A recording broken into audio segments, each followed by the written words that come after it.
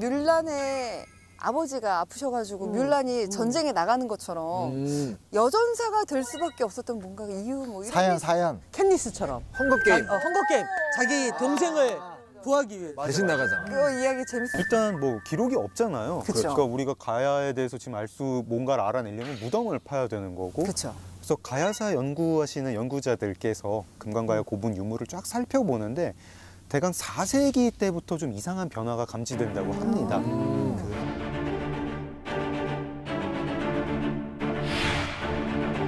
창이랑 화살촉이 그 전 것들은 모양이 좀 타원형인데 네. 4세기 즈음부터 이렇게 다이아몬드 모형으로 그렇게 바뀐대요. 더 뾰족했다는 거죠. 찌르기 위한 건가? 찌르기 날카로워요. 살상력이 높아진다는 거고 타원형인 것보다 아무래도 뾰족한 게 들어오면 훨씬 더 이 상처가 클 테니까요. 네. 그리고 무덤에서 철갑옷도 그 즈음부터 많이 나온다고 합니다. 지배층만 입던 철갑옷이 이제 보급이 되기 시작한 거죠.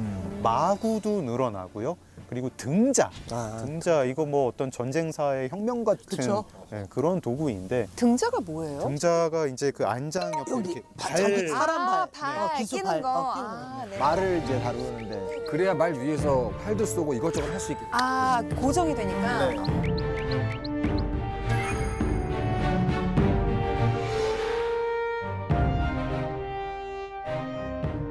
핵심적인 게 뭐냐면 아까 4세기라고 말을 했잖아요. 어. 그러니까 한국의 고대사는 4세기 전으로 나뉘어요. 아. 네, 이건 아주 중요해요. 왜냐면 4세기를 기점으로 해서 드디어 본격적으로 고구려, 백제, 신라가 네. 아주 그 삼국이 자웅을 겨루는 그래서 전쟁이 어마어마하게 벌어지는 거예요. 그 전까지는 그냥 이렇게 소수 군락들이 싸우고 뭐 금강가야랑 뭐 사로고기 싸우고 이런 어떤 작은 규모의 전투였었더라면 4세기가 되면 이제 정말 존망을 겨루게 되는 이제 말- 국가 대 국가의 싸움. 국가 대 국가 총력전의 시대. 폭력전의 시대죠. 그런데 이 총력전이 막 4세기부터 이루어지고 있는 그 어느 순간 금강가에 엄청난 적이 등장합니다. 누구죠?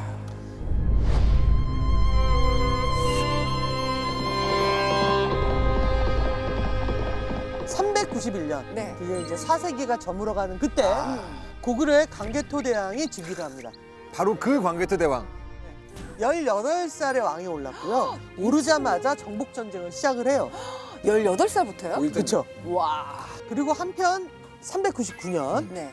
금강가야의 철기군이 울산으로 이제 북상을 합니다. 음. 백제 외 금강가야 연합군이 신라를 기습 공격하는. 음. 그래서 신라 입장에선 야 큰일 났다. 망했다. 음. 뭐 이건 이길 수가 없는 거예요. 가장 지금 기세 등등한 남부 쪽에 있는 연합군이 오고 있으니까 사신을 쪼르르 광개토 대왕한테 보냅니다. 쪼르르? 그래서 일러요.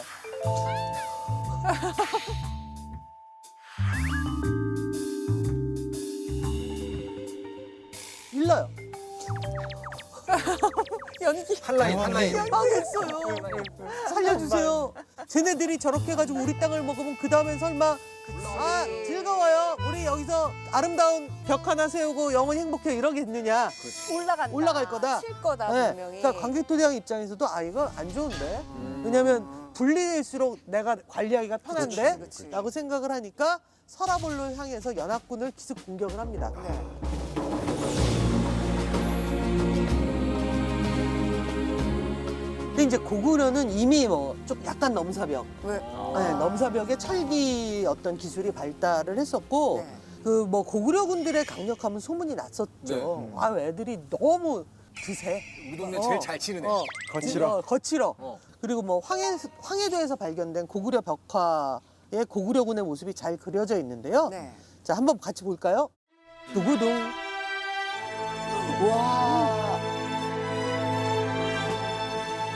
이게 무슨 벽화예요? 일단 고구려의 어떤 그런 풍속이나 문화 네. 그리고 이제 고구려 군대를 묘사한 그림인데 아. 실제 이제 보면 군대가 여러 종류로 나눠져 있어요. 네, 네, 네. 그러니까 무슨 얘기냐? 아, 편제가 군대구나. 그러니까 다양한 전술로 싸울 수 있는 군의 세분화가 이루어졌다는 걸 우리가 좀 확인해 볼 수 있게 되는 거고요. 그리고 이제 이 중에서 조금 주목해서 볼 수 있는 게 저기 보이시죠? 요게 이제 철갑기병, 철이 있었네요. 대마무사라고 많이 부르죠. 대마무사. 대만무사. 대마무사 들어봤어.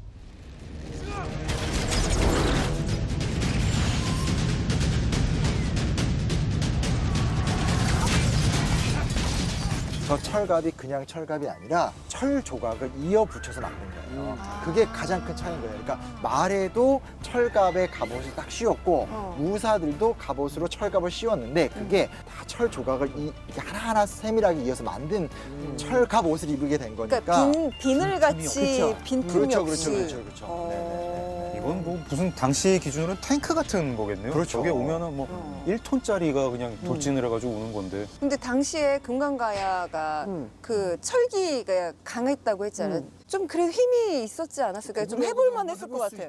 근데 가야 철갑옷이랑 좀 달랐어요. 가야 철갑옷은 종장판 갑옷이라고 해서 긴 철판을 이 작은 못들을 이용해서 연결하는 식이었는데 당시 한반도 남부에서는 가장 퀄리티가 좋긴 했어요. 하지만 비늘 철갑옷에 비해서는 아무래도 방어력이 좀 약했다고. 뭐 깡통 로봇 같은 거. 그렇죠. 그렇지. 일단은 이제 철로 두르고 있는데 거기에다가 긴 철창을 갖고 있어요. 철 갑옷을 입은 이 개마 군단이 척척척 가면서 선두에서 긴 철창으로 막 쑤시고 다니니까 이걸 막는 게 굉장히 힘들어요. 더군다나 이제 유물로 밝혀진 건데 모신 같은 게 있어요. 네? 이 뭔 신? 모신. 모친.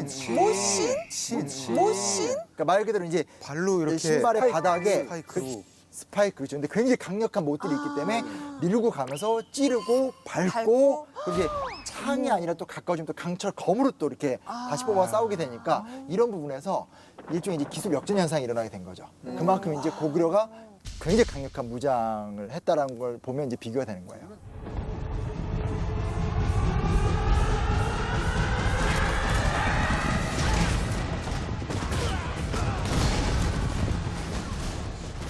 충격이었을 수밖에 없는 게 철하면 원래 우리 가야인데 철을 갖고 그 정도의 재련을 보여주니까 철이 있다는 문제가 아니라 철의 재련에서 이제 확 격차가 나는 거죠. 인원도 달랐을 것 같아요. 그렇죠. 숫자에서도 밀렸어요.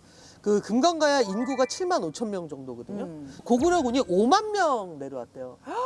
그러니까 인구 7만 5천 명인 나라하고 싸우려고 물론 여기 이제 뭐 그 백제군, 네. 그 외나라군 이런 연합군들이 있었지만 개마무사를 포함한 5만 명의 군이라는 건 사실은 좀 무서운 거지. 어마어마한 네. 거죠. 그리고 이제 연합군이라는 게 말은 멋있는데 연합이란 말은 이제 이게 좀 우왕좌왕할 수 있잖아요. 그렇죠. 체계가 네. 흐트러져 있는데 이쪽은 단일한 대우가 들어오게 된 거니까 어마어마한 뭐 힘의 격차가 있을 수밖에 없겠죠. 그래서 연합군은 결국 금강가의 종발성까지 밀려나요. 지금의 부산 연제구의 배산성지터 주변이라는 설이 나름 유력한데요. 그러니까 김해와 부산인데 연제구까지 이렇게 밀려난 거예요. 완전히 바뀌었죠. 저 바다 앞까지. 네, 거의 금강가야의 끝자락까지 밀려난 거고 이게 바로 고구려 남정 사건의 전말입니다.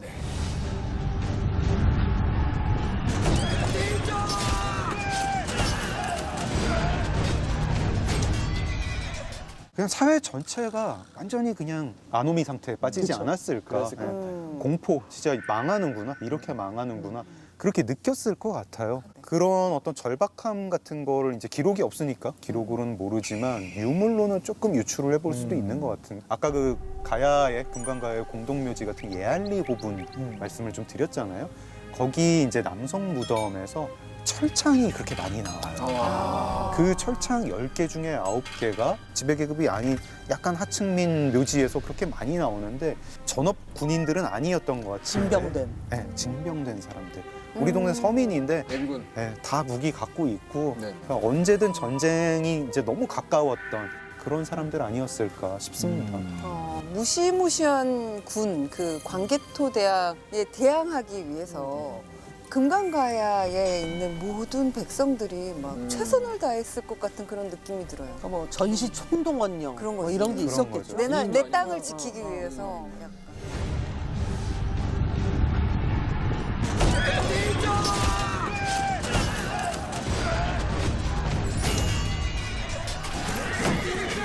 이쯤에서 우리가 그 가야 여전사들의 무덤, 아까 봤던 그 무덤들을 다시 한번 볼까요?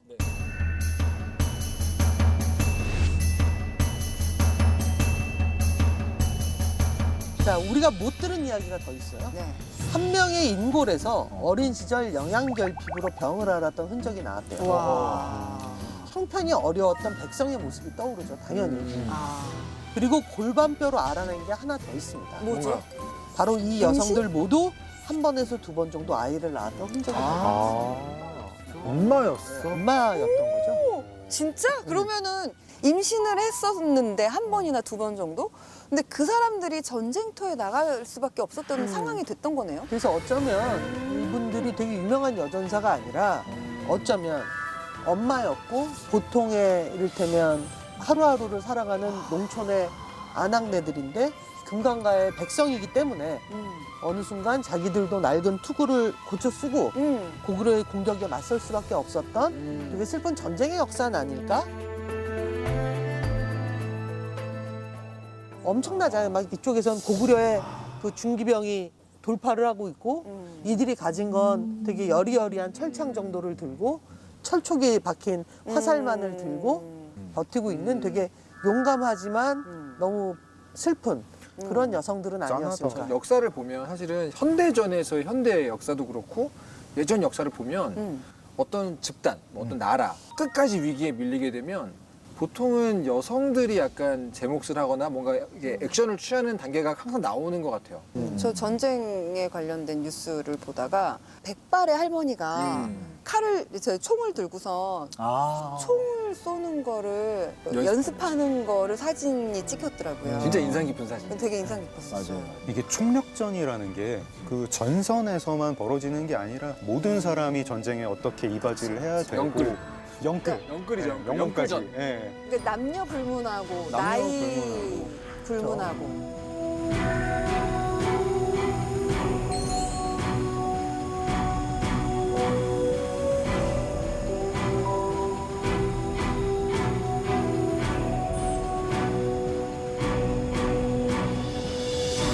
자, 그래서 과연 가야 여전사를 소재로 역습팀이 만든 우리의 웹툰은 언제 공개가 되나요? JTBC 역습 홈페이지 또는 웹툰하면 K웹툰 거기서 역습 또는 가야 여전사를 검색하시면 바로 확인하실 수 있습니다. 역습 또는 가야 여전사.